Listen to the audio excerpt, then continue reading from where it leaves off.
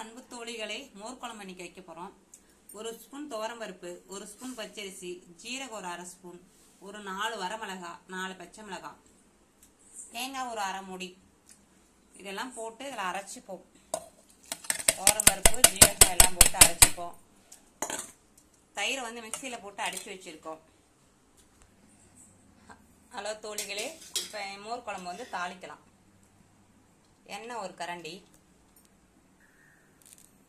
1 spoon எண்ணெய் காஞ்சதும் கடுகு 1 ஸ்பூன், கடுகு பொரியட்டும். இதுக்கு வந்து மோர் குழம்புக்கு தேங்காய் எண்ணெய் விட்டால் நல்லாயிருக்கும்.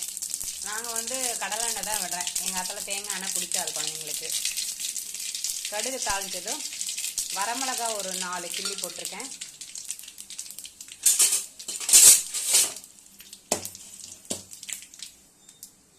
கருவேப்பிலை ஒரு 4 கொத்து,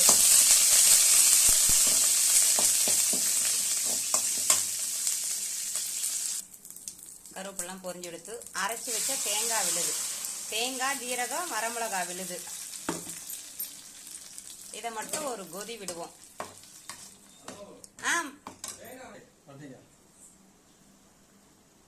உப்பு கல்லுப்பு ஒரு கொஞ்சம் உங்களுக்கு தேவைக்கேற்ப, பெருங்காயம் சிறிதளவு, எல்ஜி பெருங்காயம்.